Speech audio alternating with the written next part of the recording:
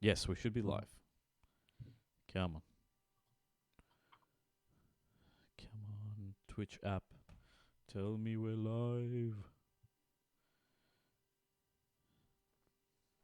Hey, cool. It's coming up.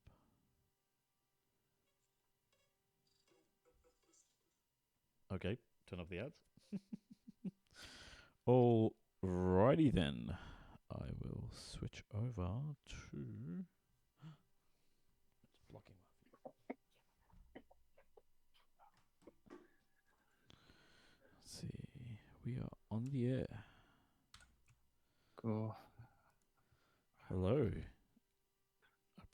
Just wait for it to show up on the screen. Hello, everyone.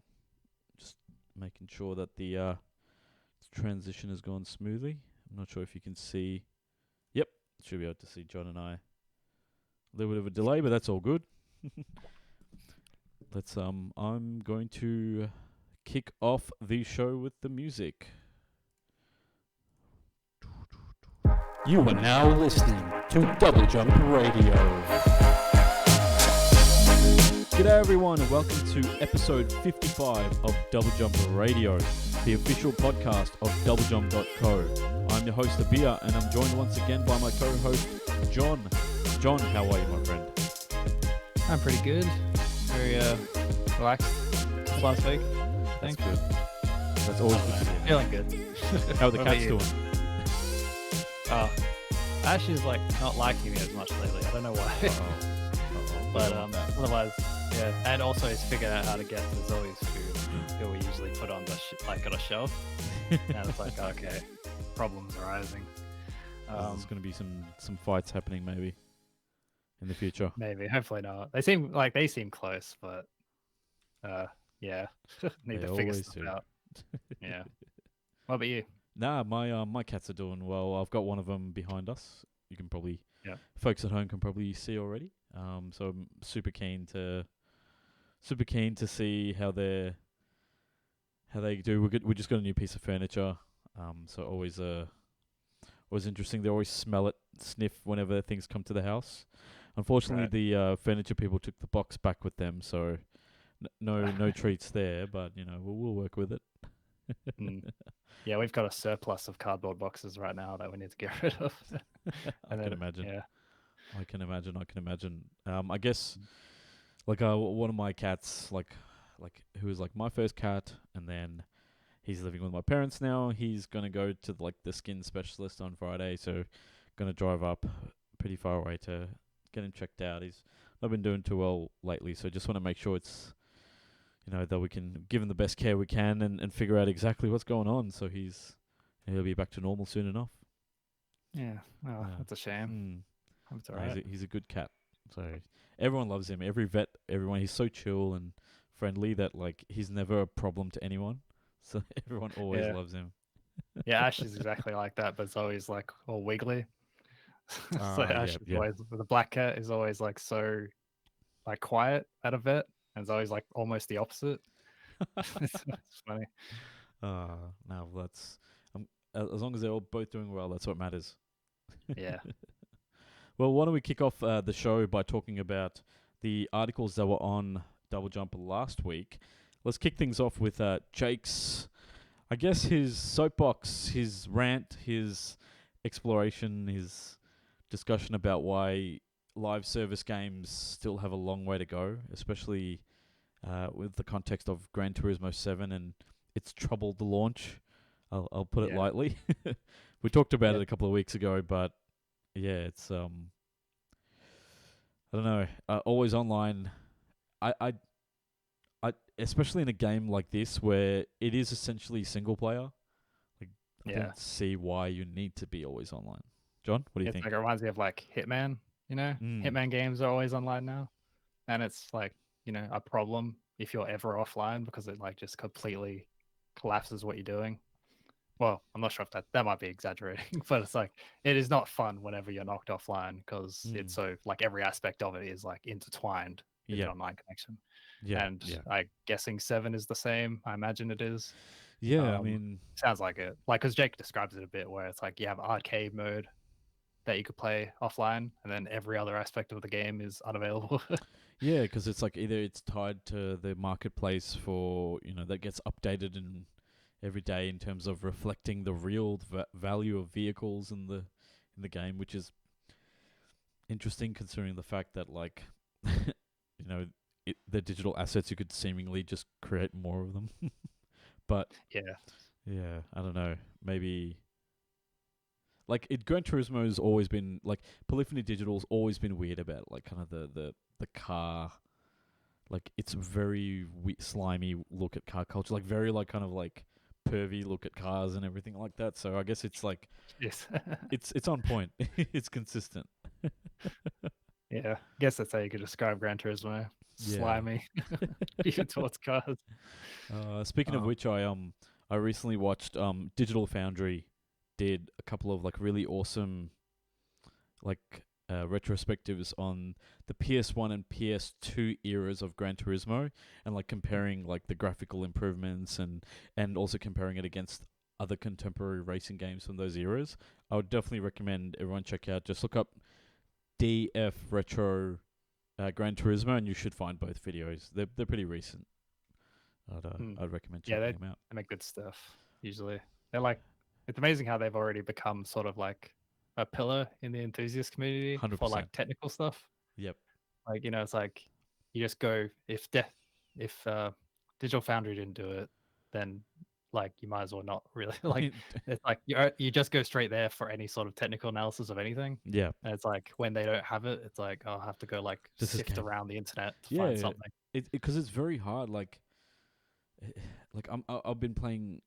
I'll talk about it a little bit later, but Halo Infinite and trying to find the right settings to run the game on PC, and it's like very hardware intensive, and like recently upgrading to a monitor that's like high resolution means that my existing graphics card, which was fine for most stuff, now is kind of struggling, and it's a bit of a crazy time at the moment. So Digital Foundry has always been like a great resource for that.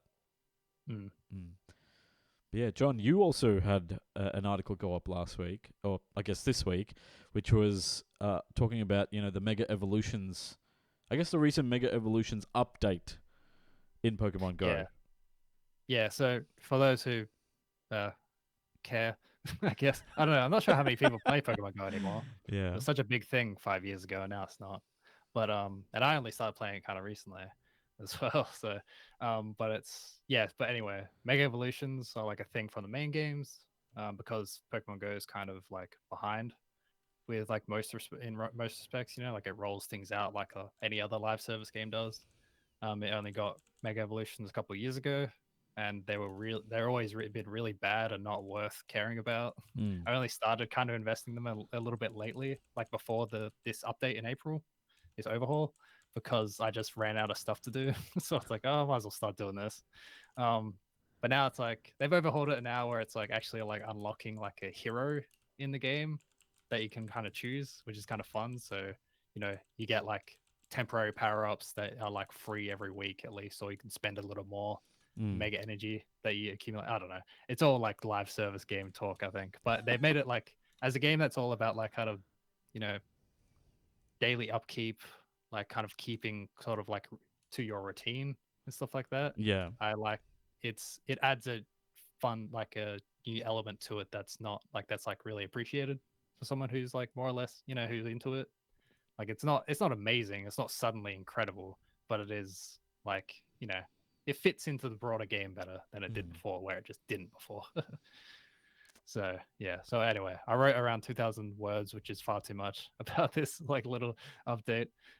So yeah, go read it if you're like interested in learning more about where Pokemon Go's at right now, because I found it interesting personally. But I guess like I never looked into Mega Evolution as a concept, and then reading your line about how it's kind of like brutal, and it's like kind of like it's like genetic manipulation. Yeah, it's always stuck in my mind ever since I heard about it. It's like I'm surprised it's not brought up more. And it's like it's such a weird thing for Game Freak or the Pokemon Company or whoever decided on it to choose to do. It's like it's so strange. Like why would anyone want that? Because it's related to being like, best friends with a Pokemon, basically, like being bonded with one enough that it can do it. but the fact that the doing it part is just like brutally painful from the way it's described in like the Pokedex logs, which is why would they like I don't know. Pokemon's such a feel good thing typically. It's just like But what a maybe strange that's decision. but maybe that's the thing. Like let's be honest. Like Pokemon is basically just cutesy cockfighting, Yeah, I know. and But it's like, why would they yeah, remind us with yeah, this? exactly. Then this goes even further. Like Yeah. maybe in the Detective Pikachu 2 we'll see, like, maybe that'll be Oh, the plot point. Is that I guess technically the first one was also about genetic manipulation and forced abduction of Pokemon. So I guess it's not like it's shying away from that concept before. new generation of nightmares Yeah. for the kids of the world. Mm-mm. Well, I guess we'll Really fun. we'll have more chats about video game movies later on. But for now, let's take it over to the news, John. And it's been quite a bumper news week. Let's kick off with the theme.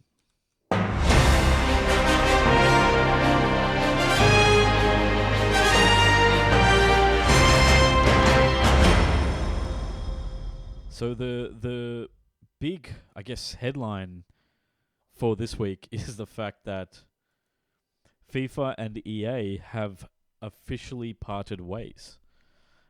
This was, yeah, I guess, to give a little bit of background, in October last year, and I think we talked about it on the show as well, was that EA was thinking about renaming its, huge, like mega FIFA football video game franchise, essentially due to, I guess, maybe the renewal fees for the rights to the FIFA name not being like going up. I think that was the rumor at the time, and EA not being willing to kind of stomach that, I guess, swallow that bitter pill for another 5 years, which is how long the agreements have tended to go on before. And people had spotted that EA had filed various trademarks under EA Sports FC around that similar time frame, and that it also renewed its contract with FIFPro, which is the global body that represents, quote, thousands of player names and likenesses, unquote. So FIFA is more so FIFA is the world kind of governing body for like professional football, but what you're really paying for with the FIFA name is the brand, like any FIFA branded like kind of sponsorships and things like that. Putting that on the page and FIFA ads in the game and all the arenas and everything, as well as the license for the World Cup. Now, EA apparently wanted more rights, and I guess FIFA was like, okay, sure thing, but we're gonna double your fee, the license fee, to 2.5 billion for the next 10 years, which I guess EA thought was a bit too much. So now, fast forward another 6 months or 7 months, and we're at the stage where EA and FIFA have officially parted ways, and this is going back, 30 years. I think FIFA 94 was like, FIFA 93 or FIFA 94 was one of the first, FIFA branded games, and I think I even remember my family friend, I remember actually seeing him playing it in front of me when I was 3 or something. I feel like I have memories of very, very early FIFA on the Super Nintendo, and it's crazy that such a long partnership has come to an end. And the rumors were true. The new game is going to be called FIFA EA Sports FC. It's going to be called EA Sports FC, no FIFA, and it's starting from next year. So, in a statement for this announcement, EA tried to emphasize the fact that hey, don't worry, not too much is changing. Let's see. The quote is that the same great experiences, modes, leagues, tournaments, clubs and athletes, Ultimate Team, Career Mode, Pro Clubs, and Volta Football will all be there. And this was attributed to EA Sports executive Cam Webber, and that because of its, quote, unique licensing portfolio of more than 19,000 players, 700 teams, 100 stadiums, and 30 leagues, it's pretty much for you and me picking up the game, it's going to be the same. So, and all the major leagues, the Premier League, La Liga, Serie A, wherever like, major football's played, pretty much that's going to stay the same. On the flip side, we got a statement from FIFA president Gianni Infantino, who I guess he's already not a very well loved figure because he's kind of like downplayed things like the fact that people have migrant workers have been dying in droves building the Qatar stadium for this year's World Cup, and he said he's kind of like the face of FIFA's scandals. He's the new face of FIFA's scandals, because FIFA's been copying it. Like the guy who was there before was like this stereotypical silver haired, sunglass wearing, glasses wearing. I think that's who I'm thinking of. Yeah, I think I'm not sure if they've changed him, but I'm pretty sure this is him. It might still be the same guy because the video I saw was like a guy who was bald, but I'm not sure if that was someone else. But yeah, anyway, potentially allegedly corrupt people at the top of this very corrupt organization. This person said that, hey, I can assure you that the only authentic real game that has the FIFA name will be the best one available for gamers and football fans. Kind of throwing shade. Clearly this was not an amicable breakup. I'll kind of reading between the lines here. And he added that the FIFA name is the only global original title. FIFA 23, 24, FIFA 25, and 26, and so on. The constant is the FIFA name, and it will remain forever and remain the best. Which the best in all caps, according to the articles I found. Yes. Which hey, it's actually if you go to the actual FIFA website, it is actually in the press release that it's capitalized the best. So he probably told whoever's writing it to underline it, underscore it, capital, whatever you could do to emphasize that. So instead of it being we're so sorry to part ways, we wish you the best, blah blah blah, it's more we didn't need him anyway. We're the best. Yeah. You know what I mean? It's so funny to me how true that, how false that idea is. It's not gonna have EA Sports, without a competitor right next to it, it's just gonna get back to where it was. Maybe it'll have a slight dip, with the name change, but even then, probably not. Anyone who cares and pays attention to it will know what's happening. It's are they gonna say that?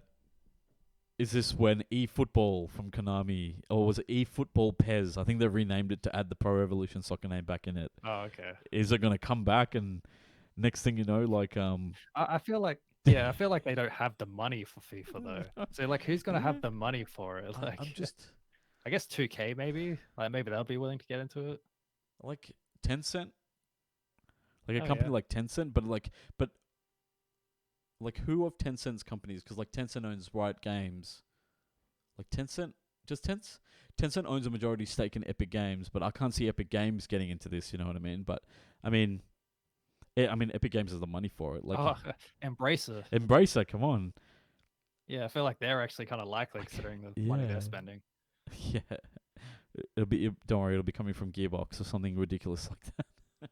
Exactly who you want. Yeah, it'll be like when I was a kid, there was this game on Game Boy Advance called David Beckham's Soccer, which was kind of I guess what the old FIFA games used to look like. It was kind of top down isometric or 2D game. Obviously, considering that it was on the Game Boy Advance, but there weren't really many licensed anything. It was just basically David Beckham. So you could I think so you had almost when the names and the teams are similar. Right. You'd have Manchester North instead of or Manchester Red instead of Manchester United and things like that. Right. So I wonder if that's what's going to happen, because that's what Konami had to do for ages. Yeah. Because FIFA will have to do that as well, even though it's got the FIFA name. I mean, I think so. I mean, maybe not. I guess we don't know much about the FIFA Pro license agreement, so it's maybe you can. Maybe it's not exclusive. Maybe 2K or whoever wants to get into it can do that. Yeah, but maybe. I guess you could. I mean, they're probably in the business of wanting to make as much money as possible, all these license holders. So I guess why not? But I just don't know who. I feel like this is a bigger loss for FIFA than it is for EA. Yeah, definitely. Yeah.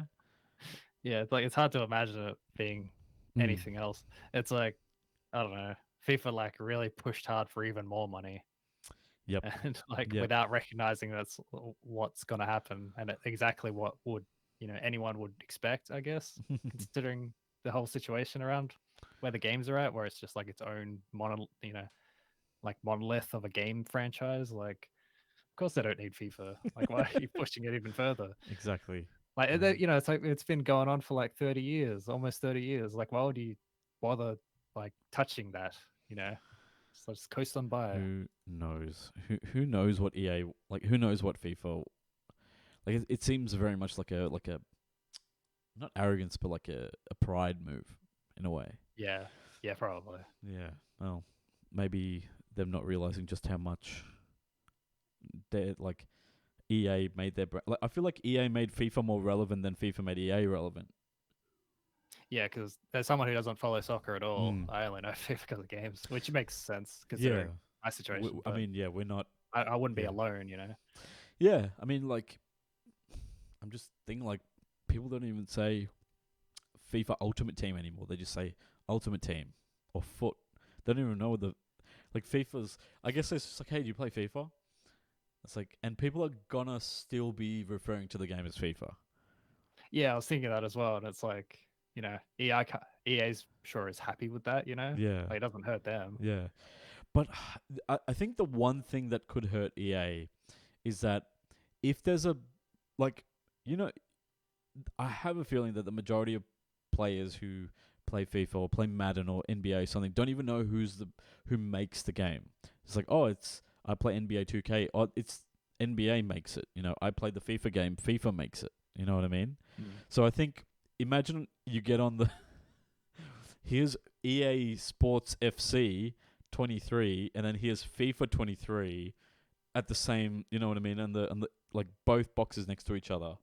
If you were clever, you'd probably make the FIFA box, you know, look very similar to what you'd expect the EA game to look like. You'd probably pick up some sales just by confused parents or like even just regular people. Yeah, definitely. But it's like the thing is like, you know, FIFA's not going to have a game ready next year or probably the year after that, you know, like they're not ready for this change to like really take advantage of that. So by the time they are, that advantage is going to be gone because everyone's going to have figured out over the last 2 years or so that's the game, that's the main soccer game, you know. Yeah, exactly. And I guess like in somewhat related news, EA has started a different partnership, I guess, and this partnership is with Middle Earth Enterprises, which I think is looking after, I guess, like the Lord of the Rings license for the Tolkien estate. I think is kind of how this works. And I guess EA has a history with doing a lot of license projects, and especially Lord of the Rings. Like all like the Lord of the Rings games for like 10 years were all published by EA. Like whether they were the movies or like the strategy games and the like mobile games and stuff. So it makes sense for EA to get back to it. It'll be interesting. I mean, we don't really know much about, you know, what the new game is going to be other than the fact that it's a mobile title. I think there is a bit of news on it already. I just didn't have it in the show notes. Oh, okay. I think it's like a kind of I think it's a card game. Yeah, I was going to say. It to me, I just immediately thought card game. Yeah. I'm just cynical. I'm sorry. Hey Khan, welcome. Thank you for joining us in chat. Hello. John. I guess like talking about rights and things. I guess coming back and I don't know. Hopefully, becoming a good thing again. What do you think about Gotham Knights? What's the latest news? Yes. The Batman spin. Oh, it's not technically a spin-off. I'll explain it. But like the Batman game, Gotham Knights, the co-op game has been re-revealed. Like actually, like in gameplay, I think it's had like a few trailers here and there over the last year or so. But it's like first new gameplay that's been released since August 2020. Yeah. So it's the first, like, you know, so change was expected, I think, by people who have been following along. So new gameplay walkthrough, and as well as the news that last gen versions have been cancelled. So I'll get into that in a bit. But to kind of recap what Gotham Knights is, it's kind of like a pseudo follow-up to Rocksteady's Arkham Asylum, Arkham City, Arkham Knight series. So it's not set in the same universe. So like the Suicide Squad game is to actually set in the Arkham universe. Okay, it's yeah. already crossing wires. Yes. But it's using the same kind of foundation as the Arkham games for like a co-op title. So Gotham Knights is developed by Warner Brothers Montreal. They're the ones who developed Arkham Origins in 2013. As far as I know, that's the only game they've released aside from, I think there was another Origins game. Yeah, called Blackgate. Blackgate, yes, the one that was on PSP and I guess the original DS. No, that would have been very early 3DS. It would have been 3DS Vita. Yeah. Vita. Wow. What a weird game. Anyway, apparently people like them. Like those games apparently were really good. Like the I guess the spin-off games. Yeah. I mean, the main Arkham Origins I don't think is as well regarded as the other Arkham trilogy, but yeah, I know the portable. It's developed its own little cult following over the years. I've found because I didn't love it when it came out, but anyway, getting away. Yeah. So Gotham Knight features 4 playable characters instead of just Batman. So Robin, Batgirl, Nightwing, and Red Hood are playable in this game. The story follows the Bat family, so those 4 investigating the Court of Owls. Sort of, they're kind of like Illuminati, but Gotham. After Bruce Wayne died, and it's said to be Montreal have said that it's fully playable solo. And despite having 4 characters that you can play as, co-op is only limited to 2 players at a time instead of 4 players. There was like a rumor of the last few days that might be changing because the storefronts were altered a bit to 4 players, but they haven't announced it as part of this. So I'm guessing that's like a new mode or something. Yep. Yeah. So yesterday, or I think it was yesterday. Yeah. There was a 30-minute gameplay demonstration of Gotham Knights again. And this time it was showing Nightwing and Red Hood. So Red Hood's the one with like the red mask and uses like non-lethal pistols, which I found kind of funny as I kept mentioning it. And Nightwing, who's like the former Robin, but now uses like batons and is more of an acrobat because that's what Grayson's origin was. So yeah, he was like a circus actor, like he grew up in the circus or something, right? Yeah. So this is our first look at gameplay from those 2. Originally, it was just Robin and Batgirl, who more or less, like from what I remember, I haven't actually seen it in a bit, but like they played very more similar to Batman compared to these 2. So as part of the gameplay, like it shows off a little more of the game than what we saw originally, and part of that is a lot more loot RPG style elements. Like it even has the like square profile pick pop up of materials that you collect, like crafting crap that you collect so much of, like Destiny or any other game like that. It's and like you have like outfits like that you can kind of like mod with like different. I forgot what I think it might just be mods. Yeah, I think they're literally called like there's mods, lots of RPG stuff in it. Yeah. It reminds me of that Far Cry 5 spin-off. The one where that was like set in Primal? the nuclear holocaust afterwards. No. No, not that one. The very colorful one. That's all I remember about it. Oh, yes. Where it was like set after like Far Cry. It was like set after Far Cry 4. Like the same map, but like after. Oh, no, I think that one's Primal. 5 has its own little spin-off. No, Primal. Called, like. Oh yeah. That's right. Yeah. Primal 4 was the one that's in Nepal/India. 5 is the one that's set in like Colorado or whatever that place was. Yeah. Sorry, my bad. Yeah. Anyway, it reminds me a little bit of that, where it's just like taking the core, taking the original game and then like buffing it up with grindy stuff. New Dawn. And Far Cry New Dawn was the name. Yep. Yeah.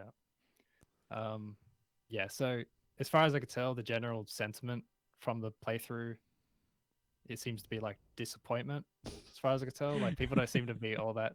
Of course. So. Like, yeah, because I was a little surprised by it because it looks exactly as I remember it when it was originally revealed, which I was also kind of surprised by. I was expecting a bit more of a visual overhaul. Yeah. Especially when they got rid of the last gen versions. Yeah, because that's also like the big news is that the PS4 and Xbox One versions are scrapped, essentially. Yeah, so just for PS5, Xbox Series consoles, and PC now instead, and no last gen versions at all. So so it's launching in October 25, so it's not too far away. I think they announced that release date not too long ago already, but it's not long. 5 months. Yeah, so it's been in development for a long time, so hopefully it's ready this time. But I, yeah, it's yeah, and you didn't like the way that it was being played. You thought it was a yes, that's right. bit crap. Yeah, I thought it was I was really surprised because usually, with those walkthroughs, they usually seem like pretty competent, because they don't want to distract from the gameplay and the information it's like, communicating as a walkthrough. Yeah. This one seemed really sloppy. Like it's just constantly getting hit, constantly like just like especially Nightwing because he's like without the free flow combat because they kind of toned it down, so now it's more of a 3D brawler rather than like a rhythm game like the Arkham games were, where you just like fly across the screen to different enemies. This one, like because it doesn't have that, you're playing Nightwing, who's really acrobatic, and he's just doing like all these like pointless flips, and then he just like then he ends the flips, then he has to like go like run over to an enemy to hit him. Yes. It's still It's just, pre-production, still not final. Who knows?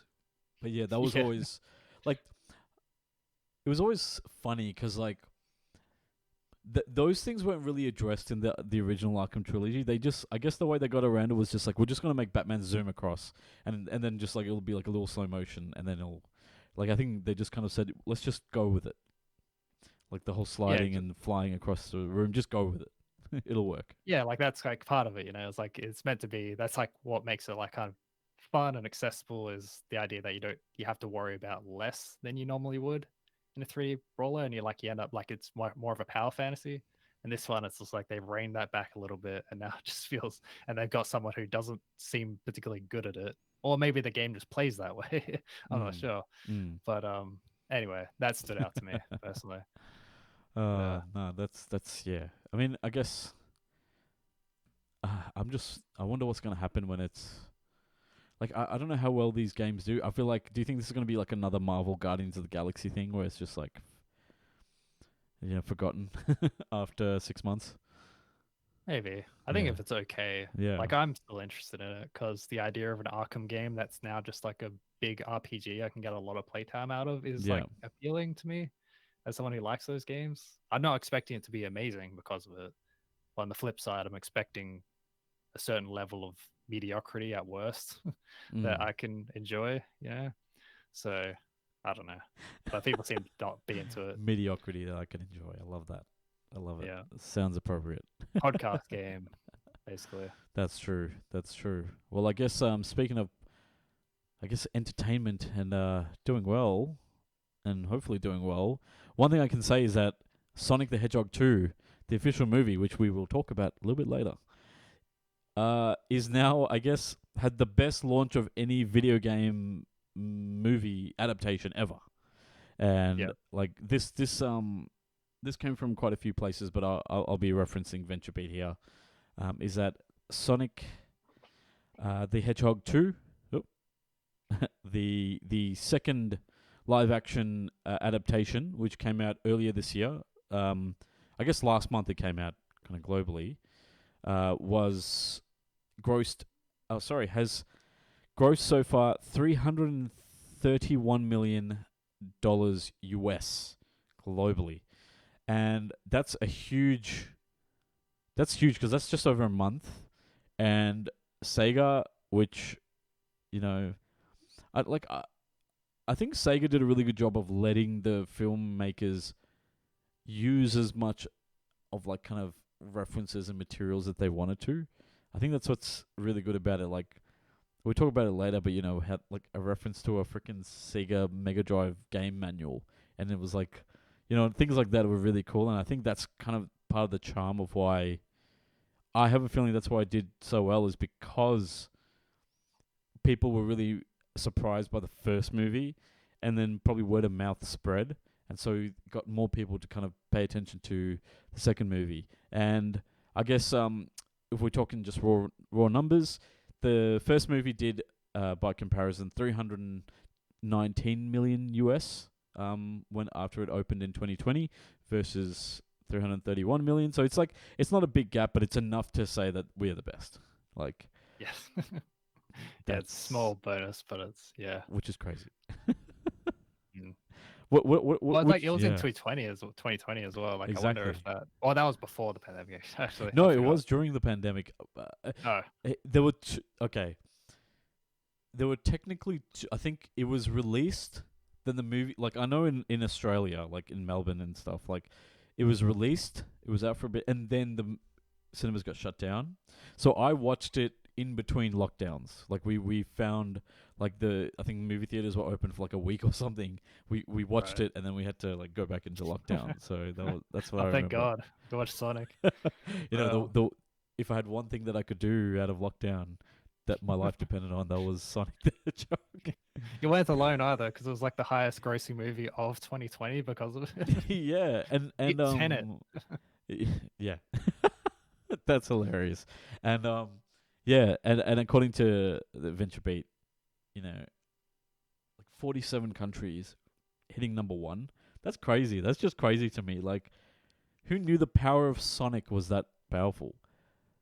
I think there's like, I think games have like are so adaptable to kids friendly movies, Yeah, and I feel like companies are only just figuring it out. Like they're based around mascots that are like high energy and colorful. Like all the all these like games are like that. And it's like they've been there for decades. yeah, Like, I'm not too surprised. Like they're doing a good. Like movies themselves are like good enough to be making this money. Like yeah, they're part of it. Like the quality is part of it, but it's like, why do you keep making Uncharted and stuff like that? yeah. Like, that's not gonna work. I was just really happy. I mean, I personally really liked the first one. I think this is good as this one's a lot of fun as well. Like it's a dumb silly movie, but like you can have fun with it. And I guess we'll talk more about it a little bit later in the chit chat section. But yeah, kudos to the team. That's really cool. I mean, I wonder.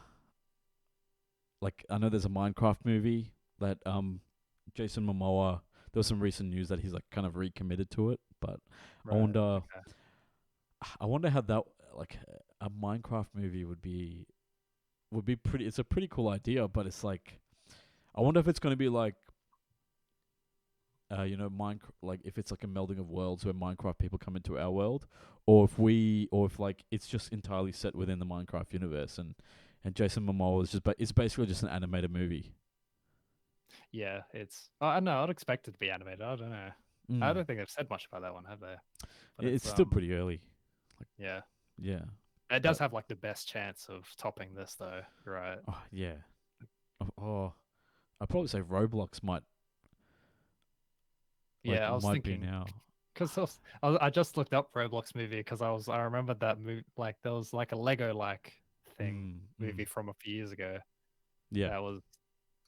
We'd had like Anya Taylor Johnson or I don't remember her name at all. But it's Wait, I don't of know. Roblox?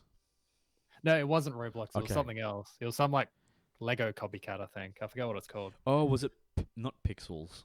Man, no, that's not. That's the Adam Sandler one. Oh, Yeah, no, it doesn't matter. I thought it was Roblox, but Wow. you're right. Like if Roblox ended up making a movie, it's like, oh, that has a good high potential as well. Yeah, that could be crazy. Well, let's yeah, I guess we'll keep an eye out for news on that. But the next piece of news is Xbox, the world of Xbox. Team Green, according to VentureBeat again, so GamesBeat has reported that Xbox and I guess Microsoft is planning to release a standalone streaming-only console. And that this could actually be released within, quote, in the next 12 months. Now, this has been rumored for a while, but I think this has been rumored even like when Game Pass was really kind of kicking off late in the Xbox One generation. But now that I guess like now that streaming and things like that are becoming more of a reality, like a more of a commonplace thing, this seems very likely, but I don't know if it needs to be a console. I think it'll just be like a stick, like a Chromecast essentially, because that's pretty much you just need an app. Yeah, because I think that's what the It was a rumor. had it to. Yeah. Was like to like a Fire, like an Amazon stick or something like that. Yeah, It's like apparently it'll be similar. So which makes sense. Yeah. Yeah, and also as part of this, this is going to be done via Xbox Cloud Gaming, which you can access via. I guess it is part of Xbox Game Pass Ultimate. It was called Project X Cloud when it was under testing, but now I think it's just called cloud gaming. Yeah. And obviously it's also going to have all the regular kind of like Netflix and Stan whatever like streaming options as well. So it'll be like a well-rounded streaming stick. I think it could be really popular, but Yeah, it's basically Yeah. being the Chromecast 4K that let you play Stadia, yeah, but yeah. now it's Xbox.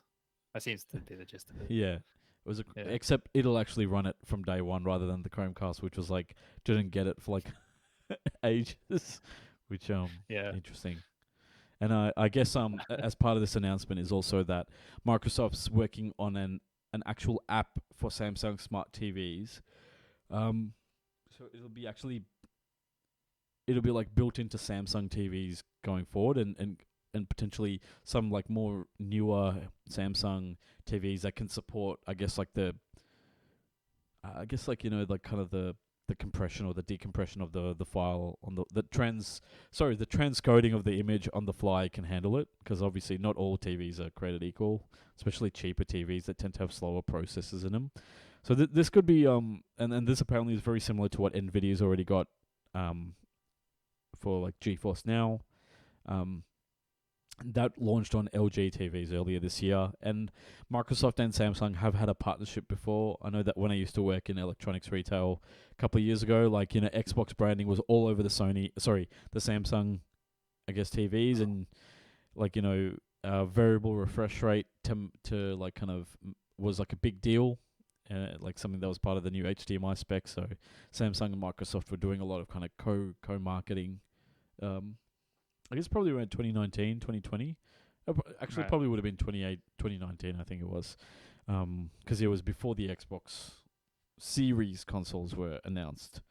But yeah, I guess as part of this, like pretty much at the same time, like just before this new rumor came out, Microsoft and Epic Games officially announced that they are bringing Fortnite to browsers via Xbox Cloud Gaming. You don't need an Xbox Game Pass Ultimate subscription. You can actually just play it for free using your Microsoft account once you link it to your Epic Games account. And as part of this, this also means that you can play Fortnite, like the latest version of Fortnite, again on Apple devices.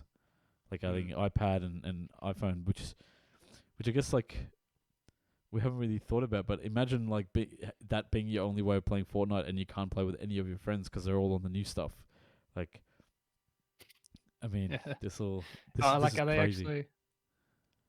Yeah, the cloud ones like should be up. Oh yeah, The cloud ones are, but it's yeah. like, But if you were playing the, like, it's like on like Fortnite. I can't even imagine what season it would be on. It would be like so many. It's like 2 years old, that version of Fortnite that's running on like iOS and iPadOS devices. right.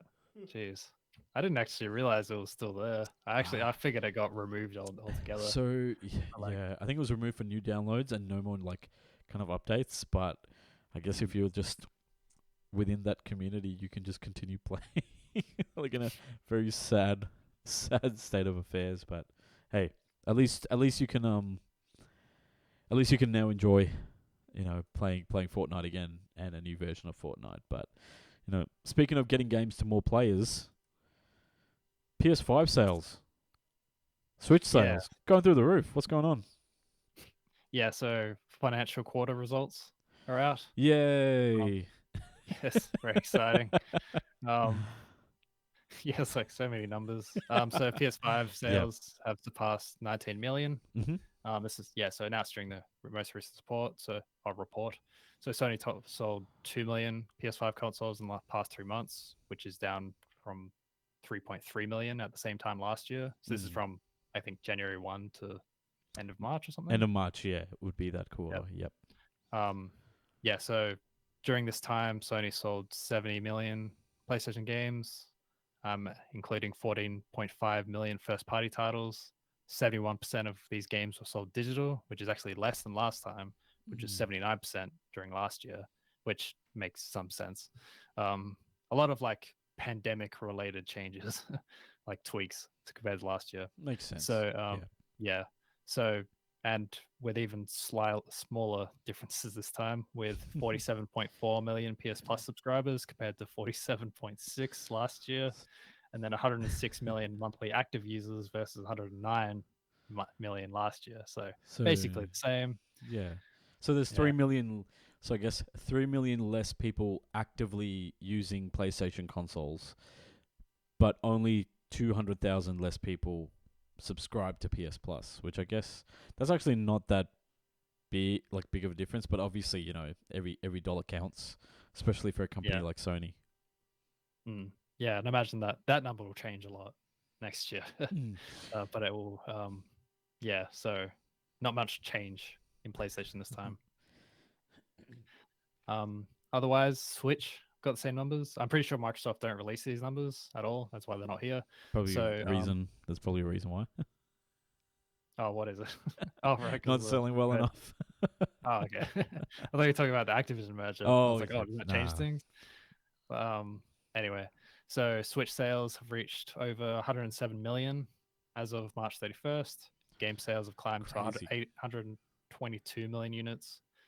Wow. But Nintendo, it's a lot of numbers. Nintendo have also announced as part of this, surprisingly, kind of, because they're a very conservative company, so I'm guessing they do this quite often actually, is they expect Switch sales to slow. Yeah. Like that's what they announced. They've done it a few times before.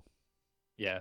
So projects to sell 21 million units during the financial year. That's of this current one. Yeah. So they expect 21 million down from the 23 million of last year. Yeah. So they expect changes. Yeah.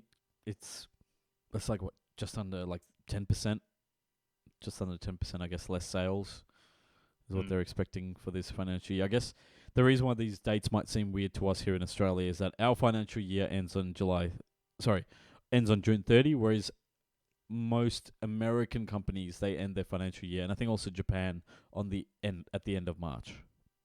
Right. So that's why when we're referring to kind of the first quarter,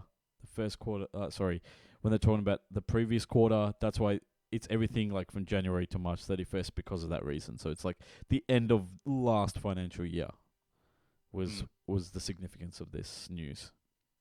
Yeah, that's a big thing for me not to know, considering I'm reading this. No, listen, I've been following the games news for 17 years or something ridiculous like that. So it's something that you kind of pick up over time. I don't think you're meant to pick up on it. I was mostly laughing at it. It's like I'm saying all these numbers and I don't even know that part. But no. So well, that's why this period is significant, and that's why you'll see a lot of games kind of get pushed to will come out just before the end of March because they want to get everything in the financial year. Anyway, sorry. Okay, no, it's fine. So apparently the OLED Switch from last year helped.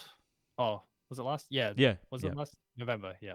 Apparently that was what helped push the sales for the Switch a bit higher than it otherwise probably would have been, especially with part shortages. And Nintendo also said that the launch of Animal Crossing New Horizons in March 2020 was quote major driver of console sales that was difficult to compare to. So a lot of cautioning, I think, is part of this. So makes sense. I can imagine Animal Crossing brought in a lot of people who weren't playing Switch before, but they saw their friends playing, and their friends hey, what are you doing? Come jump on. Or even if I feel like Animal Crossing this time around reached a level of mainstream success that I have never seen in Animal Crossing before. Yeah, I think that's definitely what happened as well. I think it's such an interesting thing to mention a specific game and saying this happened here. It's not going to happen again. Anyway, as part of this news as well, as just kind of a tidbit, is that Metroid Dread is officially the best-selling game in the Metroid series. So it now stands at 2.9 million units, just very slightly ahead of Metroid Prime in 2002 for the GameCube, which stands at 60,000 units less than 2.9. So 20 years that record stood. That's so cool. Says a lot about where Metroid's been. Yeah, I mean, for a while. Yeah. But it also says a guess, lot yeah. about how completely revitalizing Switch has been for like every like franchise on it. 'Cause every game is like that. You know, well, I think that what we're needing now is like a new Donkey Kong Country or something, right? I feel like we're overdue. The last one was I think Tropical Freeze on the Wii U slash 3DS. Or was like I wasn't. was it? I don't think it was on 3DS. It was like that one. There was like the first one was on 3DS and Wii, and Yeah, then yeah. this new one was on. They had a Switch port. Because there was Donkey Kong Country Returns, which was on Yeah. 3DS and Wii U. Oh, because it was like a very. Oh no, okay. Donkey Kong Country Returns was on Wii. It got ported to 3DS, and then I think got ported to Wii U as well. And then there was a follow up called Donkey Kong Country Returns Tropical Freeze, which I think was Wii U and 3DS. It was definitely on Switch as well. Was it on Switch? Did it get ported? Yeah. Hmm. So we But, need a new one. So we need a new one. Yeah, but Retro is working on Metroid Prime 4, as far as I know. So, not sure we'll get that too soon. Yeah. But Oh, yeah. that's awesome. No, and I've like been thinking about Nintendo Switch Online and getting it just to play those old SNES games. Right? I refuse to get the expansion pack, but I will consider playing those old Yeah. NES and SNES games because because they're just so good and they hold up. And apparently the emulation's like good, which is always good to hear. Because we didn't talk about it when it happened, but like the Splatoon 3 release date trailer, that was just a trailer of a match. Like it was just footage of a full match in 3. And that was like enough to convince me. Like I've been thinking the same thing. It's like, oh, I might as well buy the expansion pack maybe if I'm going to Yeah. get Splatoon 3 and play online. But I was like thinking, it's like, oh, I'm not sure I want to because I don't think you can share it across accounts like PlayStation can. I don't think that's how it works. So anyway, I've been thinking the same thing. I've been thinking it's like, oh, maybe I want to play those as well. Fair enough. No, well, hey, good on you, Metroid. Like it's good on your development teams. I think this a Retro. Is it Retro who made this one? Because I know Retro Studios made the other Prime games. No, it's that Spanish studio with all the crunch issues. Yeah. God, I wish I remember the name. It was a cool name. I remember it being cool. Mercury Steam. Yeah, that's right. Yeah. And I think Ethan had an excellent. He reviewed that, didn't he? I think he was a very big fan of that. And then he had another like kind of primer, kind of filling in the different stories of the Metroid games over the years. Definitely would recommend giving that a read as well over on doublejump.co. Yeah, definitely. But yeah, that's going to do it for the news. How about we take things over to the chit chat, which is, I guess, secretly our favorite part of the show. Let's be honest. Yeah, that's what I think anyway. Yeah, it's better than Crunch and other scandals. Yep, for sure.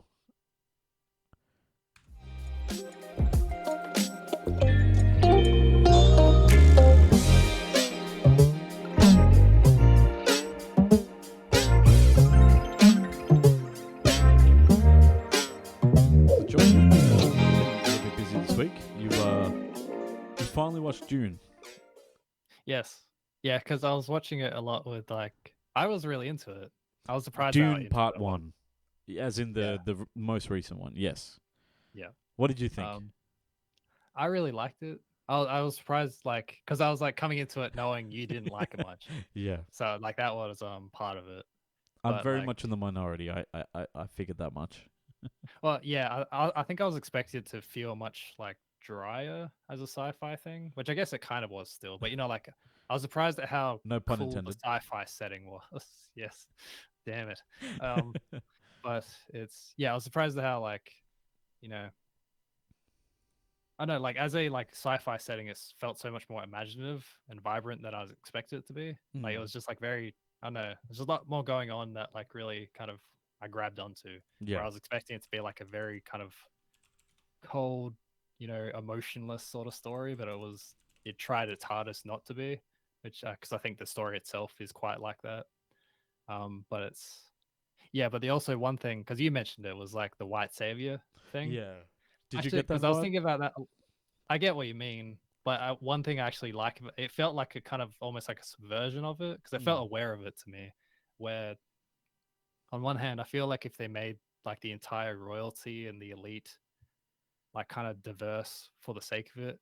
It feels like not in that would be innately bad, but like it feels like it might dismiss the nature of the elite class, upper class at a cosmic level, which is what it's trying to depict. I know that's a small thing, but I meant it more as in I like the idea that the main character is like the creation of like cosmic political machinations. Like he's a weapon in his own right. Yeah.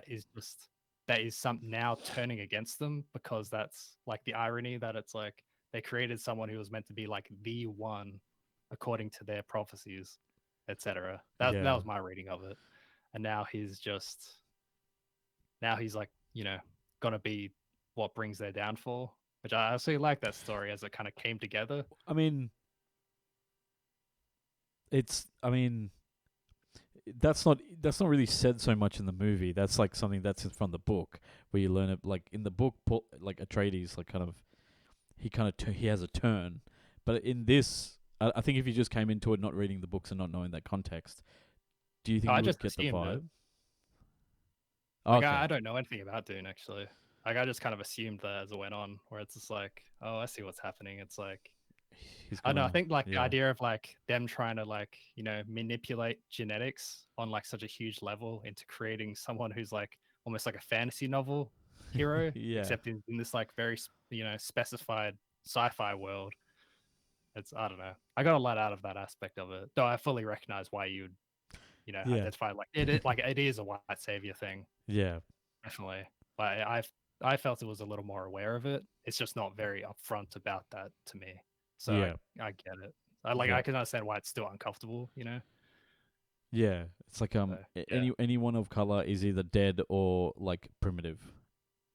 Yeah, exactly. It's like it's not. Yeah, it's like the most like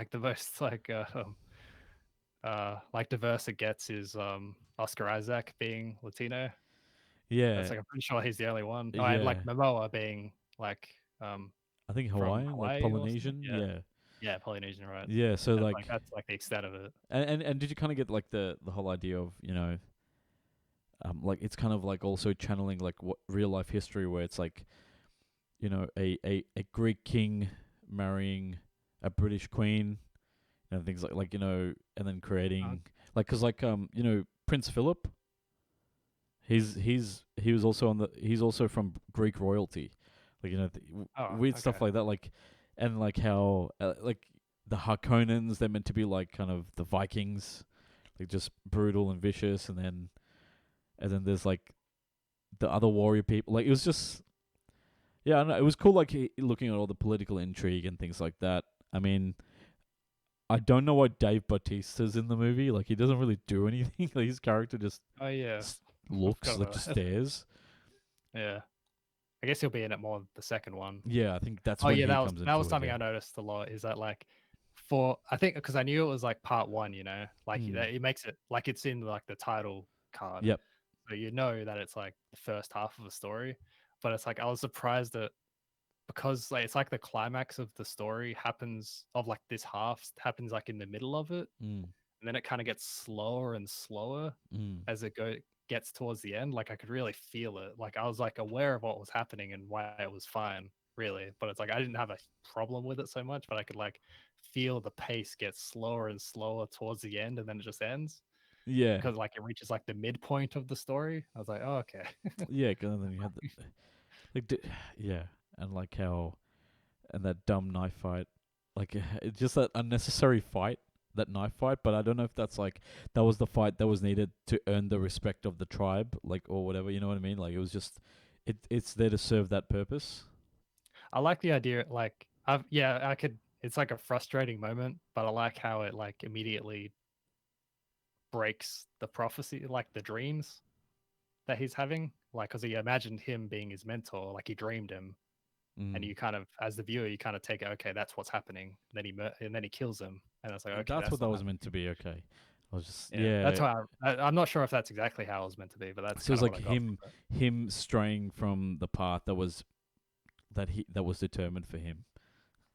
Yeah, so it's like it was kind of like there was like voiceover during it where he was being told that he was being told that if you kill anyone, you're not gonna live up to the prophecy weave.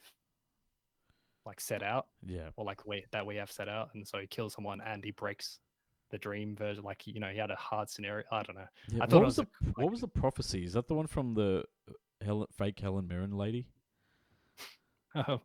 I'm not sure. Like I feel like I'm not. I actually Oh, don't remember of exactly the if it says the primitive specific. of the what are they called? What are the sand people called? I forget. Not sand people. Like Fremen. Fremen. Yeah, that's right. It's like Freeman. It's like free men, but it's not. Yeah, that's not very. It's like Ewoks. I mean, is it Ewoks or Jawas? Oh, I always forget. It's the Jawas. They're the ones on Tatooine, right? Yeah, No, yeah, that's the one. Sorry. that's right. Yeah, Ewoks are the koalas. yeah, the koala bears. Like, yeah, that's why I felt like I don't know. I guess it's a little bit different because like for me it was like okay, this it's that story of like okay, I'm this like white person coming into your thing. I don't know much about your culture except what I've observed, but somehow I'm better than your greatest warriors, and it's like the Last Samurai and Dances with Wolves, and kind of. I think maybe like being a person of color means that I have a different view of this versus like maybe someone in your position. Like I know you've got some color in you, but I'm not saying you don't have. I'm just saying that you don't identify as a person of color. No, not really. No. Yeah. So I think maybe like I wonder if you were. I wonder how you would have felt about it, but I guess we'll never know. Because that's why I was trying to be aware of it. Yeah. I just kind of got caught up in the idea of like, oh, I see what it's It doing is a spectacle. with the story. I think, just the scale of the story kind of struck me. I wasn't expecting that. And it's like, that's kind of why I don't know. But like, I'm not, don't want to dismiss anything. I was just like, no. I get it, man. And I don't mean to dismiss as well, but yeah, like I found it. Did you? Yeah. I guess like when I watched it in the theaters, like I could not understand what a lot of people were saying because the music was so like loud. I don't know if you had that. I actually did get that. Yeah. Okay. It wasn't as bad as Tenet or something, but like, because I could get the gist of a lot of it regardless. But I wasn't sure about that either. Like I was planning on rewatching it at some point just so I could focus more on that. Yeah. But it was very. Yeah, like it's definitely like you'd show off your home theater system with that type of movie, with all the colors and things like that. But yeah, when is the second one? It's meant to be coming out next year, isn't it? I don't know because I didn't think they'd filmed it yet, so I thought it might have been. Well, that was the problem. That I think just before this movie came out officially. I think the second part got confirmed, like got actually greenlit, and so now they're like with like a 2023 release date, and now it's like a mad dash to kind of get everything going because I can imagine there are a lot of moving parts. Yeah, it's like that's kind of why I assume. Like, 'cause I remember hearing that it's like okay, the second movie's happening now, which is very nice for everyone who was like super into Dune because I kept reading those kind of comments. So I was aware of that. It's like that was what happening. So when I watched it, it's like okay, I'm guessing the next one's ages away, so I'm gonna stop thinking about it now. Yeah, exactly. Because it's like it's literally. I guess like the thing that was annoying is just like this kid literally just looks stuff up in the internet before he traveled to this other country, and he thinks he knows them. Like he knows. Like he literally like I watch videos. You got to walk like this. Yeah, I was kind of.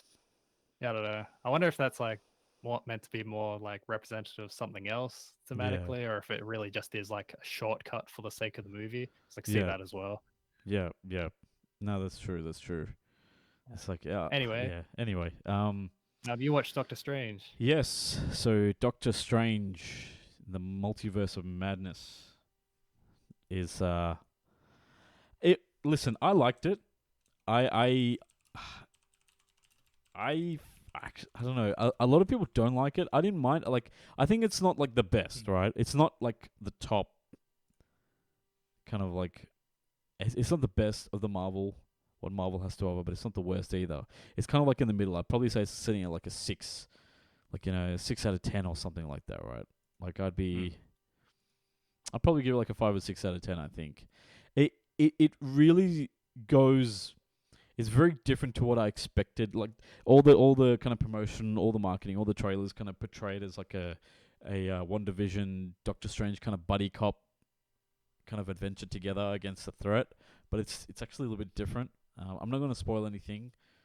When you've seen it, I think we'll have a proper chat. But Okay.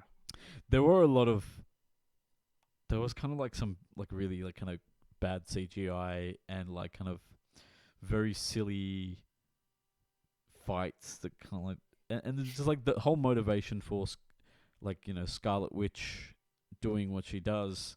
It seemed a little bit forced. Like it's like it's cool that it references the the TV show, and it kind of follows on from those events, and like that's kind of cool. But especially like after like the Netflix kind of Marvel shows were like treated like they didn't exist.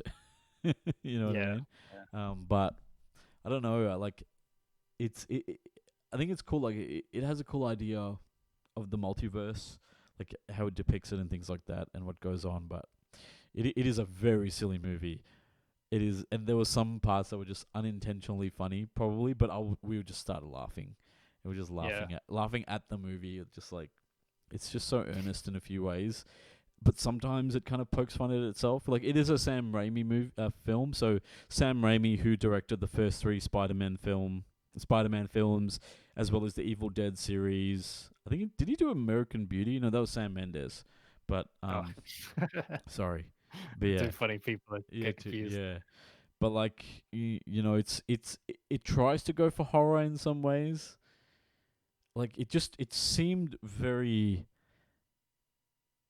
I don't know, like I think it didn't have like its own kind of voice in that it tried to do some of that horror stuff and jump scares and things like that, but then at the middle of it, like at the heart of it, it's still a standard Marvel tale, like running away from CGI monsters, cities getting blown up, and like, but in this, like at least you have some more character development and some genuine growth with some people. But I think the whole motivation for Scarlet Witch's actions, I think it was a little bit forced. Like you can kind of see it, but I think it's a little bit forced. It's just assumed that this person's like this now, just got to go with it.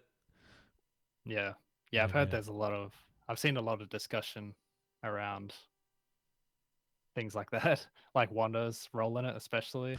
Yeah, like whether it's sexist or whether it's not, and then just people just generally being very like dissatisfied by it. Yeah. Yeah.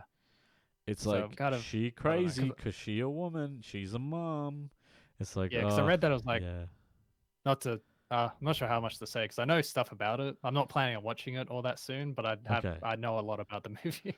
Yeah. But it's like I was under the impression, like, because people took away different things from it, as I've read, about like how under the influence of something she is during it, and how much it maybe doesn't stress it enough, or maybe it's not enough, or something. I don't know. Well, the confusing thing is, like, I think what you need to know is that you have to separate Scarlet Witch from Wanda Maximoff, because like I think I had always just assumed that she was just Scarlet. That was just her character. She was Scarlet Witch. The whole throughout the whole like kind of all the movies coming up to this. But technically, she's just been Wanda. She didn't become Scarlet Witch until the events of WandaVision. That's when Scarlet Witch was unlocked, because Scarlet Witch apparently is an entity that exists in the universe, like Dark Phoenix. It's like something that's always there, and people kind of take on that identity. I think that's how it's meant to be. Like it's like a cosmic entity that people take on the role as that entity over time, and so she's like the latest Scarlet Witch. So yeah, it's yeah, not. I don't know, man. It was kind of like there were some parts that were really good. Like there were some genuine parts where people were cheering and having fun, especially like when there's some awesome cameos. Because think of the implications of an alternate reality, like multiple dimensions, and what other types of depictions of the characters you've seen before will show on screen. But like the only reason I'm not talking deeply into spoilers because you haven't seen it. Because when you see it, I would love to actually have a chat and like be like, this is like, what did you think?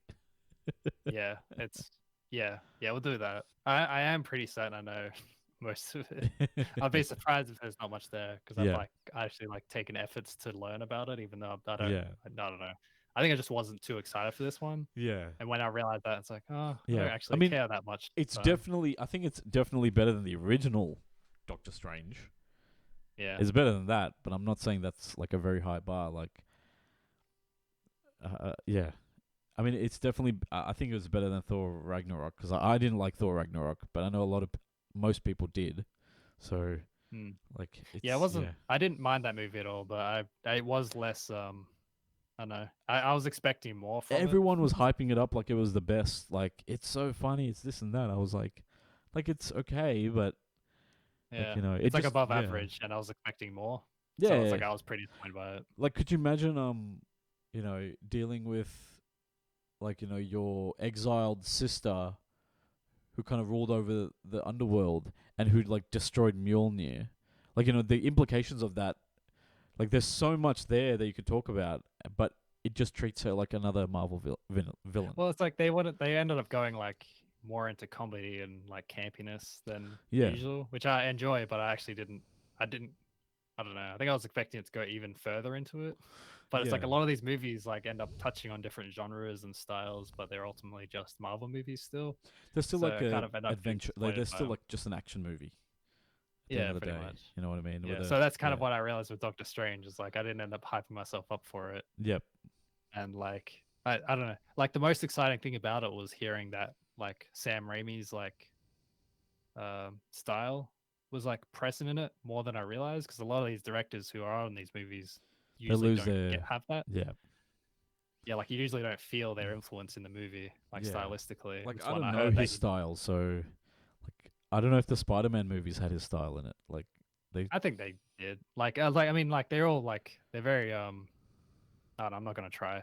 Like I feel like I know what his movies feel like typically, yeah. and I wasn't expecting it. Yeah. So when I heard people say it's like, oh, it's it feels like a Raimi film, and it's like, oh, cool, that's interesting. Mm. But otherwise, yeah, I'm just gonna watch it when it's on places. PlayStation with Plus. Disney Plus. Disney Plus. Yeah. Yeah. Which, yeah. Nah, fair enough. Like, it's and I realized that Benedict Wong's character's name is just Wong.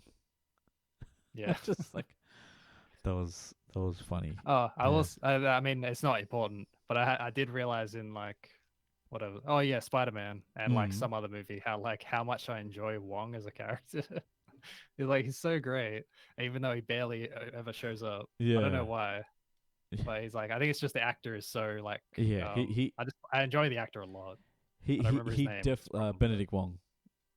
Oh, it is that. Okay, Yeah, right. yeah. That's why like he kind of like embodies the character of the the straight man, like not the straight man, but like the person who just recognizes that this shit's like a bit fucked. Like, yeah, he just a good straight man to the entire scenarios around him. Yeah, exactly. But yeah, and there's like a new new event, like new Avenger, new hero we get introduced to called America Chavez. The only reason I knew that is because I feel like I've seen her brought up in like other comic videos and stuff. Like, I knew she existed, Right. but like, yeah, as far as I know, it's like she's one of those characters who, I mean, not that I read a ton it's like of a Marvel, C level. It's but- probably like someone you don't even know about. well, she's someone who has a big fan base around her very fast because she's got a cool concept. Yeah, But she actually hasn't appeared in a ton of comics. Like she appears in a lot of group she's probably stuff. still new. Like she's probably like a Miles Morales in that she was only created in the last couple of decades, maybe. Yeah, and I'm pretty sure like she has her own book, but like I don't know. I think if like in terms of like solo issues, I think she only has like a few dozen maybe, or not even that. I mean like as in like a dozen issues individually just about her. Yeah. Otherwise, she tends to be like a supporting character. Gotcha. Which I think just makes her want people like her more because she appears in something. So it's like, oh, she's awesome, and then like people remember her. Yeah. Anyway, I think that's kind of what's happened with her, but yeah, it's kind of interesting. For sure. I mean, I guess like the next one I guess I'll watch is like Morbius when that comes to like home, because you are watching it.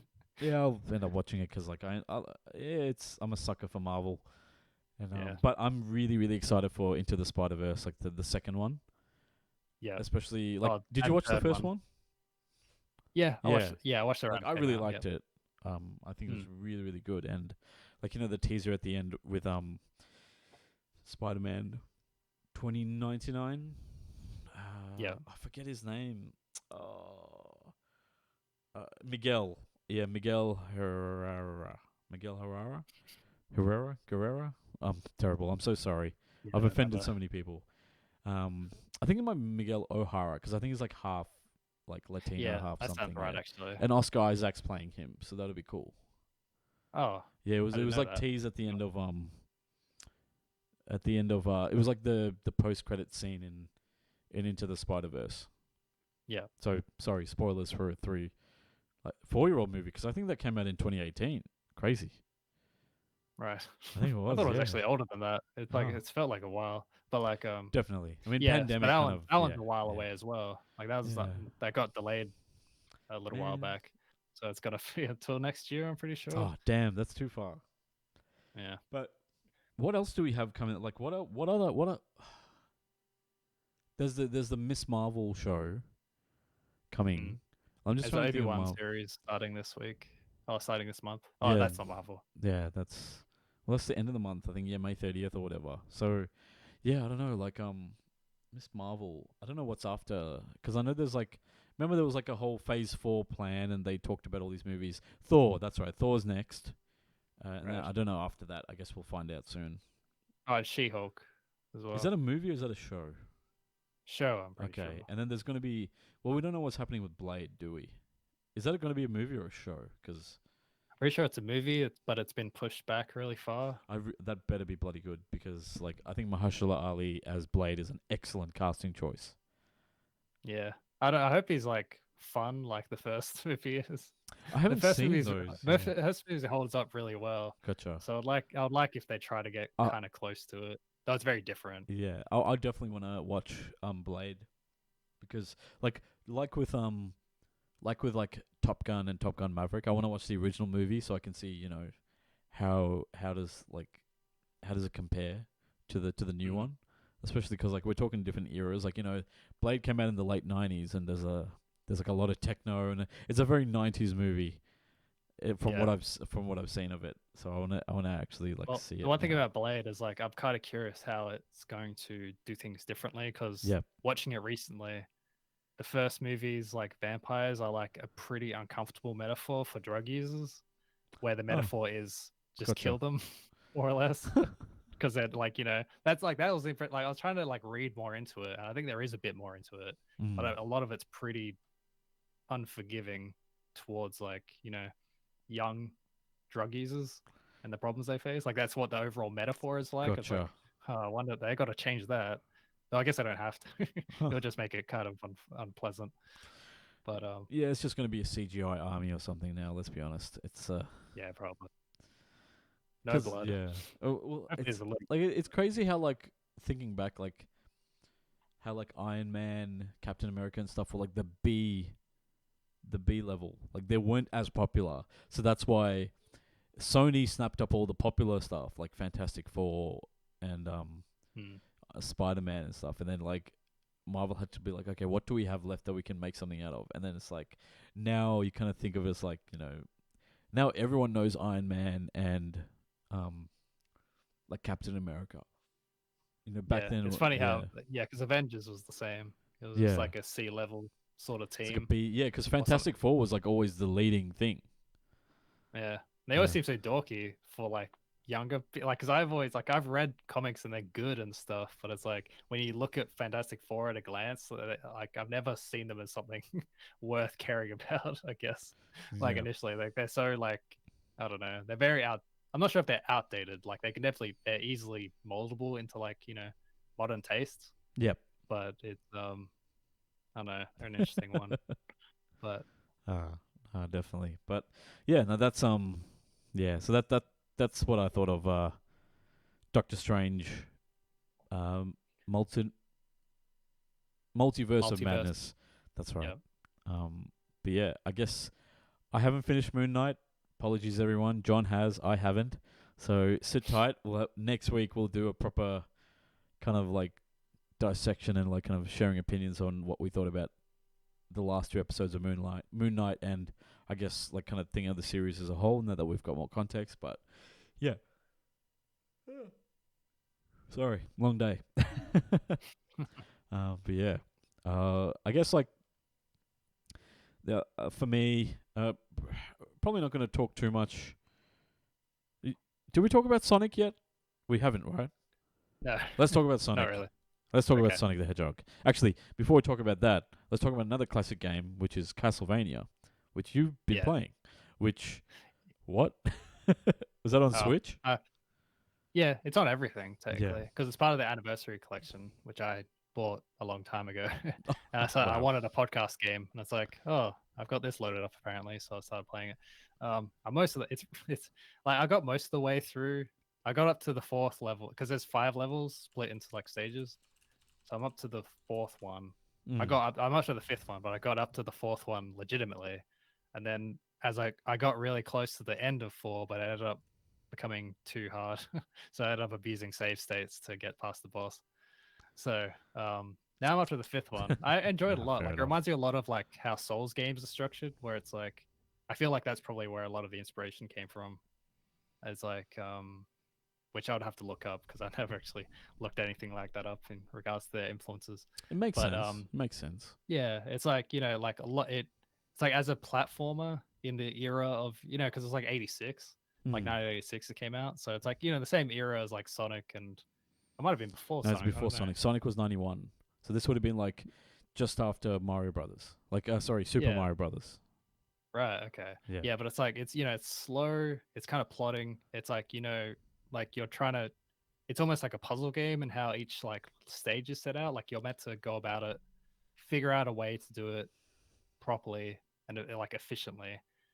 It's like it reminds me of something like Super Meat Boy, where like you're constantly throwing yourself at a level and dying, and then going over and over and over again. Like that's kind of what the experience is like. Gotcha. Because it's like started like an arcade game where you Yeah. meant to like pump in quarters, except it was on NES, Yeah. and it's like that's what. But it's like it's very it's very rewarding in a way I wasn't quite expecting it to be, where it's just like you can really it gives you enough like that's why it reminded me of FromSoft stuff because it gives you the clues and information you need to figure out how to solve the scenario you're in.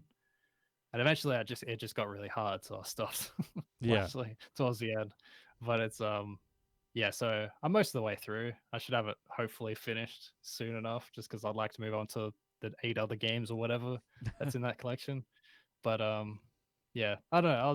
I was impressed by it Yeah. more than like it was more interesting than I expected it to be. I'm always impressed by like how, given how limited the visuals and the sound capabilities were back then, just how much atmosphere they could create and like how Yeah, nice the definitely. art looks.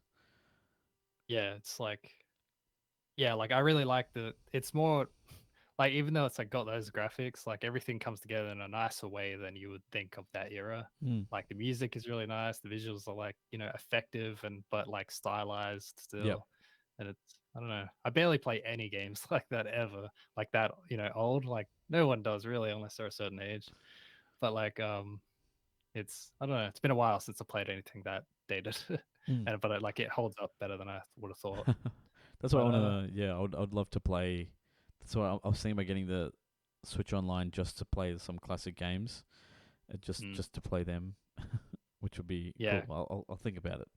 I mean, it's like it's like cheap enough to just be like an impulse buy.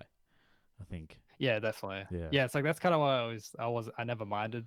Like not that I have it, but that's why I never mind the idea of Nintendo's, service thing because it was like just so cheap and you can make it even cheaper if you spread it out among people. And it's Gotcha. just like, oh, it's better than the alternatives at least, so I don't Yeah. mind it. Just the expansion pack, which is so costly. Yeah. Yeah. And well, I'm yeah. actually not sure how it compares price wise to the other ones right now, but I th- still like yeah. relative. Like it, you're paying like $7 a month maybe or whatever, Yeah. and then it jumps to an annual cost. You have to like just Yeah. eat to get And then what you want. and then like, and the rumor that like Game Boy Color and Game Boy Advance games are coming as well to Yeah. the expansion. So we'll see if that changes the pricing again as well. But yeah, no, I'm glad to hear that you enjoyed your time with it. Oh Seems- well, yeah. like yeah, because Castlevania, Castlevania yeah. I don't think is on the thing. Unfortunately, I guess I don't know. Probably not. Probably is, Oh, who knows? but like yeah, I don't know. But yeah, I enjoyed it. But yeah. So Sonic 2 though. Yeah, let's Let's talk let's about cap it off. Let's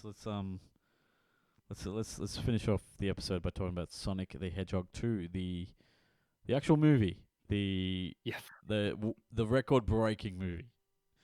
yeah. So What did you think, man? Honestly, what did you think? I remember liking the first one better Okay. personally. It was fine, but it's like it felt like I was kind of immediately put off by it because like it really feels like a kids movie in the sense that it feels like it was made for kids, Yeah. and then they throw in references to things there's no way they would understand Yeah. to satiate adults, Yep. and then that's like that's the entire process, and I felt like I was surprised. Like, so there was a few jokes that were like more universal that kind of landed with me, but I remember there being more in the first one. But it has been a long time since I watched the first one, so I'm not sure. Yeah. But Yeah. Yeah. But I think it's always the thing where it's like I feel like origin stories are always more interesting because maybe, you're learning about this particular depiction of this character. I yeah. wonder if that's part of it as well. But it's really cool. Like what did you think of the whole like? It's a predictable plot. Like I'm not gonna say that it was like and Yeah. they kind of call it out there. Do you think?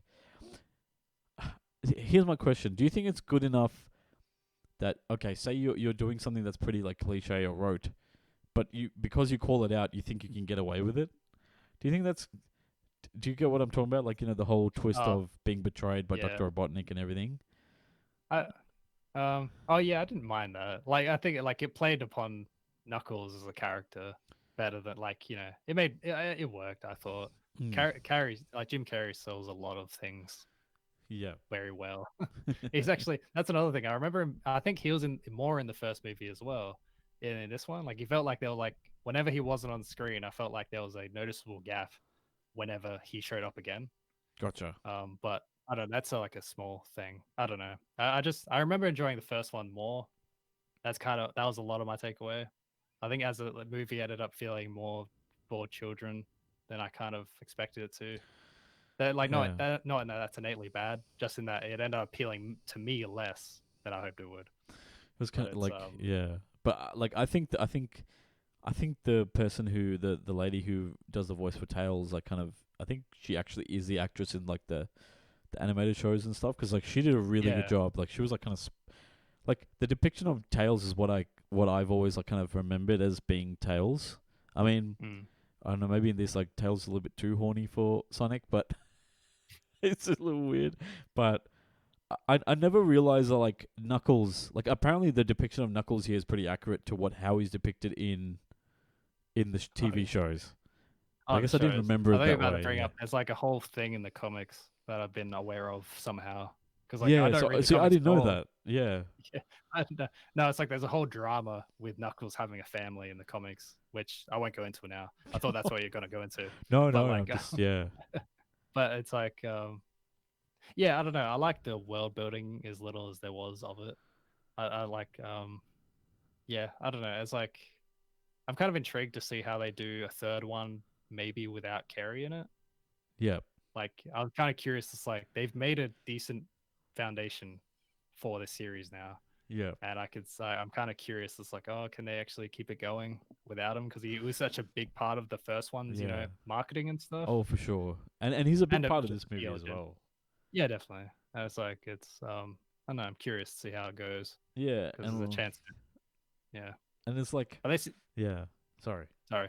But it's like the people who make it, like, obviously care about it. Oh, And that's 100%. that's a big part All of those it. references, the Sega manual, the cafe is called Mean Bean. You know what I mean? All right. Yeah. Yeah, it's called the Mean Bean. I was like, oh my god. I was like, oh my god.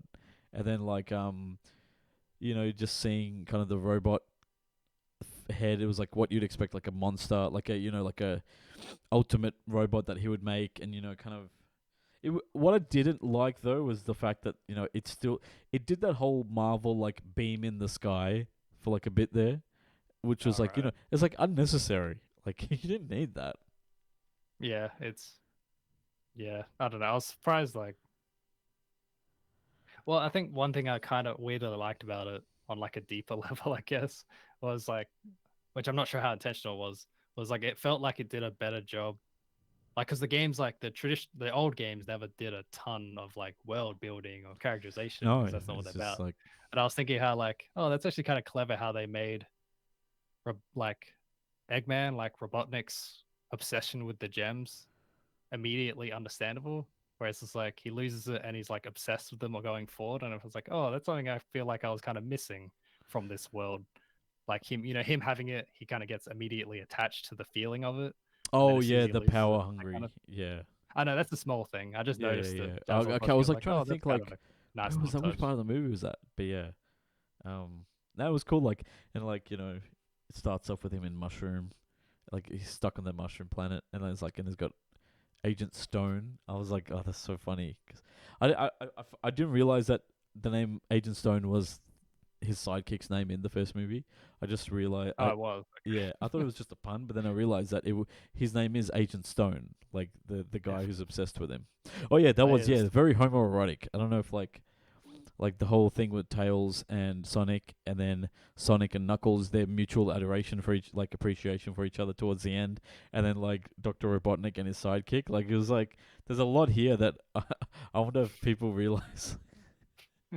A lot of male bonding. Yeah, yeah, and Oh, yeah, I'll say that as well. It's like sorry, but it's like I didn't think Idris Elba was a great fit for it, yeah, Knuckles, until the end okay, when he was kind of being a bit more playful with the character. And it's like, oh, this is kind of funner than. I mean, he was meant to be like it was serious better. and all that. Yeah, Like you're definitely right, and then it's like he's just Drax. Which I think is like when he yes, becomes just yeah, yeah, Drax yeah, again. It's like yeah, like at the end, it's like, oh, this is fun. I guess because I like Drax as well. yeah. But, Like he's like a lovable oaf. Like he's meant to be like the lovable kind of like brute, right? yeah, But like it's like yeah, I didn't think his yeah. performance stood out too much No. personally, but it's I don't know. I'm sure he'll do well in the because he's getting a TV spin-off Are you soon. serious? Yeah, it's What? happening because the movie did well. So now Yeah, and well, of course Paramount, there is. the company, has Paramount like nothing, Plus, yeah. has like no properties to exploit, so they're doing what they can. So I wonder what's gonna happen because I mean the teaser at the end of this movie, spoilers everyone. I mean we've already spoiled quite a bit anyway, but like the spoilers here. So cover your ears if you don't want to know. Is that we get Shadow the Hedgehog teased, and it was pretty funny because like the couple of there was like a mum and her son couple of like seats down from us, and the kid's like, it's Shadow, and I was doing the exact same thing to my wife. I was like, it's Shadow. So it was kind of cool seeing that kind of like parallel there, but and it was like apparently captured in, he was like an experiment created in 1953. It's like what?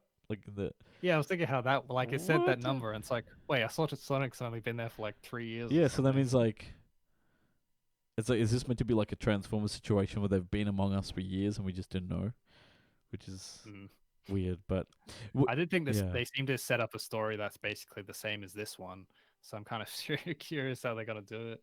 Yeah, like oh yeah, like this uncontrollable monster, but then he's going to be redeemed and he's going to become a friend. Yeah, more or less. Like it's gonna be another weird Sonic looking character. That but now it's even more Sonic. He's edgy Sonic. And I guess like not having Eggman around might actually refresh that story because they're gonna kind of do it again. Yeah, but I don't know. I don't know. Like it makes me kind of happy that Sonic's like a successful film franchise. Yeah, like it's one of those things where it's like, oh, I'm glad that exists and people enjoy it. Yeah, not in that I hate it or anything, but it's like it's kind of. I don't know. It's like it's very like it's kind of a wholesome thing to make out of a 100%. game. I think it's a wholesome movie. Yeah, when I say that, it's like maybe it kind of says a lot about how not wholesome stuff we constantly talk about on this podcast. Yeah, about gaming and like following it. So it's like when something kind of nice comes out of it, it's like as a result of gaming as a whole, it's like, oh, that's good. And it's like the message of like whatever your past you come from, you still have a chance to redeem yourself. And that you're never alone, and you can depend on the friends around you, and nice message. Sonic is like, I guess maybe it's meant to be like Tom Wachowski, whatever his name, like the James Marsden character, and his like wife. Are they married? I think they're married. Like them kind of passing on those values onto Sonic, and then him passing it on to Tails, like and Knuckles, and like I think that was kind of like cool lessons to kind of have included like in the movie. I think that was cool, like seeing that development and that kind of arc there. I think that was really cool, and I think kind of Yeah. yeah, like oh god, why did it have to be water? And then like it's a really like cool. I think it was a really cool like overall. I think I enjoyed the movie, and it sounds like you did too. Like I mean, Kind of in the middle. in the But it's middle. like Okay. I was like, it just felt like not for me. Like, I could tell, like I was Yeah, watching it, yeah, it's like, I could tell, more people, others would get more out of it than I did. But like I like, yeah, like I was saying, like I like that it exists. yeah, I enjoyed it well enough. I liked it more as it went on, I think. I yeah. think it's like, but as it became more critical, less critical of it. I think But once you like turned off your brain, I think that's when you can just like enjoy it. yeah, more or less, yeah, pretty Um, much. I'm just, I just don't know. I'm just thinking like, I wonder what the Mario movie is gonna be like. I'm just, Yeah, because it was like, yeah, was there a leak or there was something that happened recently? Yeah, I think it was like some rumor or a leak or something recently detailing a lot of it. How it's like going to be like mostly musical.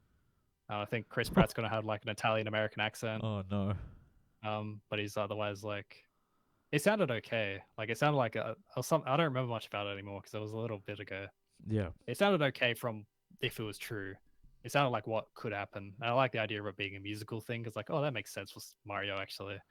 But but no, in that it's like oh typical. Like yeah, it's just like as that'll a be relatively interesting. simple, vibrant kind. It's about like vibrant worlds and Yeah, characters yeah, that don't talk, and it's like having a genre that's more focused on like kind of whimsy and stuff like that. It's like it makes sense to me at least, but it's yeah, I'm not I'm curious to see how that turns out. either I don't that, have a ton of faith in it. either that, or what it's gonna be is it's just like John Wick, but Mario, and he's like, it's like I don't jump down a pipe anymore, but for you, I have to come back. It's just like who shall he?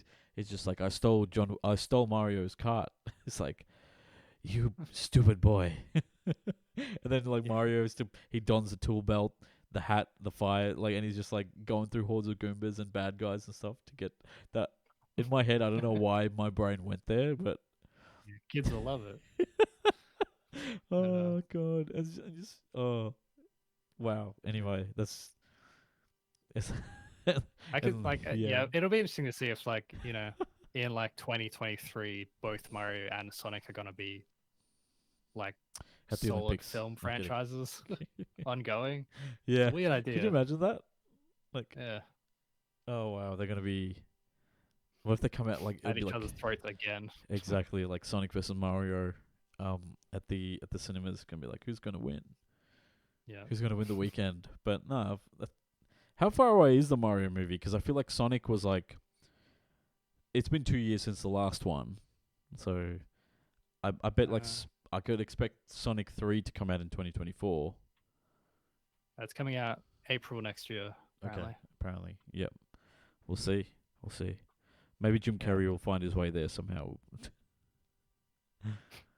Yeah, see. Oh. Oh well. Well, I think that's gonna do it for. I think that's gonna do it for this week.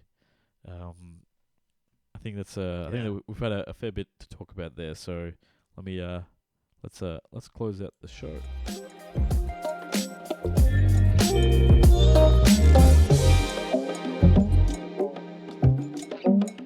But yes, everyone, thank you so much for watching another episode of watching and I guess listening if you're after the fact you're listening to us on Spotify or wherever you found us. You can, as always, you can send in your questions to podcast@doublejump.co. We always appreciate it when you guys write in or when you ask us questions or give us some feedback in chat. As always, Double Jump Radio is made possible thanks to the support of our wonderful members. You too can support Double Jump by heading to doublejump.co/memberships or patreon.com/doublejump and signing up today.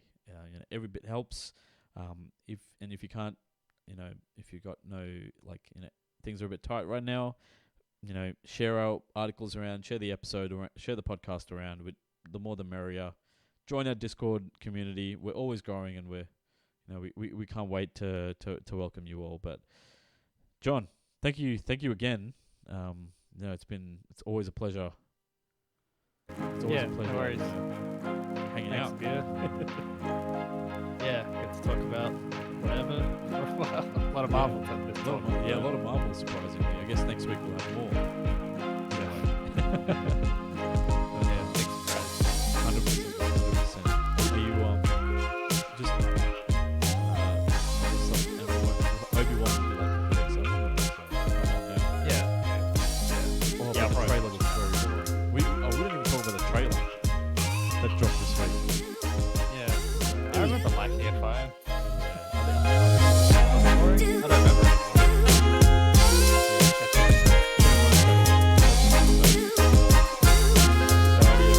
Thank you so much. See you next week. See ya.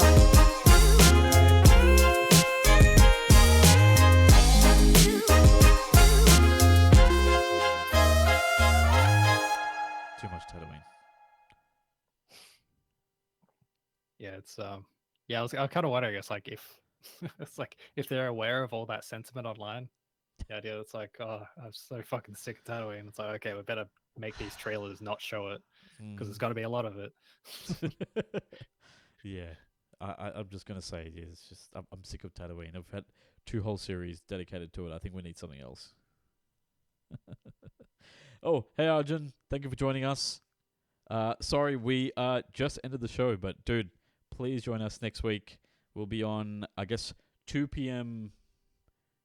India time. I'm not sure if you're in India at the moment, but yeah, 2 p.m. next Wednesday. We'll be recording another episode of Doublejump Radio Live. All right. See you, dude.